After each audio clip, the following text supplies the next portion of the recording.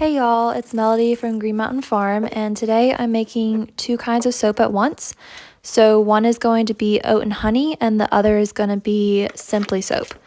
The oat and honey is an absolute bestseller. People love it. It's super soothing because of the honey and the oats.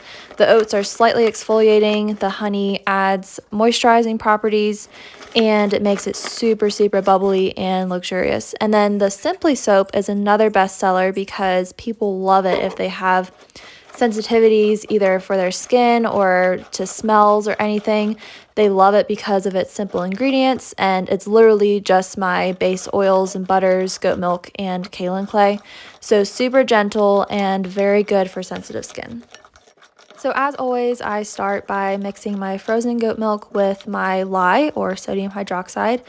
This creates a chemical reaction which melts the milk, and you want to start with frozen milk so that the lye doesn't heat it up too much and burn the milk. So I like to keep this solution under 90 degrees if possible, which is usually the case as long as I use a good ratio of milk to lye. I usually do 2-to-1 milk to lye ratio, and that seems to work out really well.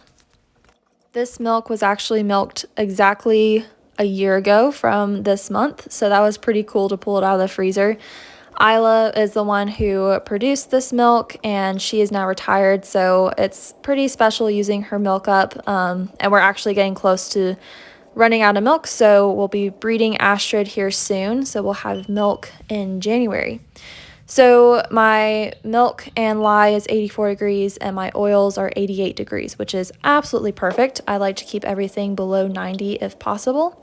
Closer to 75, 80 is best. So now I'm just going to strain this mixture because I want to make sure there are no undissolved lye crystals. That would not be good to go into soap because they will not dissolve, and then you'll just have random chunks of lye in your soap, and that's not a good thing. It will burn your skin.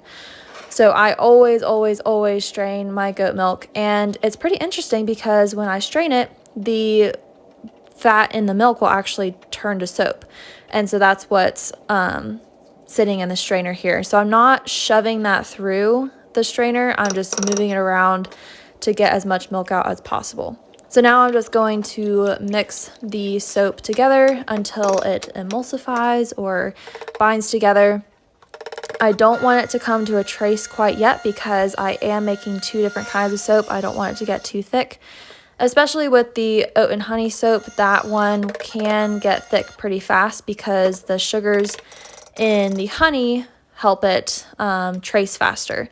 And also the sugars in the milk also make it trace faster, so just want to be extra careful.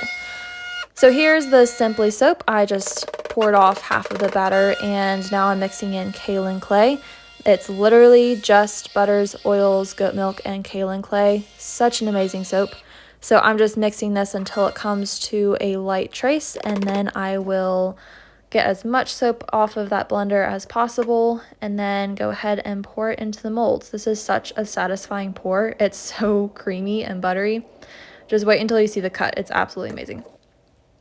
So now I'm moving on to the oat and honey, which is, as the name says, it's oats and honey. So I have kaolin clay, of course, that goes into all of my soaps, and I have ground up oats, which I just ground up in my coffee grinder, and honey that's mixed with a little bit of water.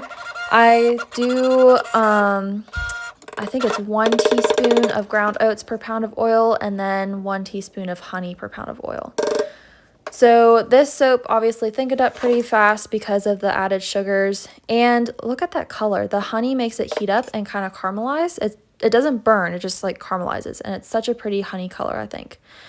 So I'm doing a new design with this soap. I actually cut out some bubble wrap, and that makes it look like a honeycomb. I've done this for wholesale orders before, but I've never done this for my bars that I sell. So I'm very excited to see what my customers think about these.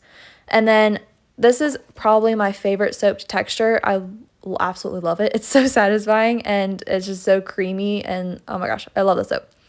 So after I texture this, I'm going to spray the top with some alcohol. Oh, well, first I'm going to put on some rolled oats just because it's pretty. Took off my gloves because they were annoying. But then I will spray it with alcohol to make sure it does not have any soda ash on the top, which is just a reaction that the lye has with air and creates a white film that isn't very pretty. Okay, so now the Simply soap has hardened up a bit, so I just take my spoon and create some waves, and this is the easiest design I do. Very pretty. It's so buttery. I love it. There's the alcohol going on, and then here's the next day. This is about 24 hours later, I believe. So now I'm just beveling my Simply soap, which I did not do a great job, but that's okay. And then I'm just cutting into it. Sorry about that light change. Not sure what happened there. But this soap, absolutely love it. It's so gentle, so creamy. It's the first soap that I made with this new recipe, the recipe that I've been using for the past year, and I immediately fell in love with it. It's so creamy, and people love it because it's just so gentle. So there you go. There's the Simply soap. And then the Oat and Honey. This one I only bevel one side because the other side is kind of hard to bevel. And then of course the bottom was still having a hard time with beveling. I don't know what was going on, just not a good day for me. And then the way I cut it is I put the oats facing downwards so that there are no, or limited drag marks to no drag marks from the oats that are on top. I do this for all of the soaps that I make that have any type of decoration on top. It just makes it look a little bit nicer not to have those drag marks. These two batches are specifically made for Steppin' Out in Blacksburg, which is in August. But I also have these online on my website, so you can check out the link in my bio and check out my website. I have these two soaps along with multiple other soaps, and I will be posting more videos because I made a lot of soap this week. So keep your eye out for that. And in the meantime, thank you for watching and have an amazing day.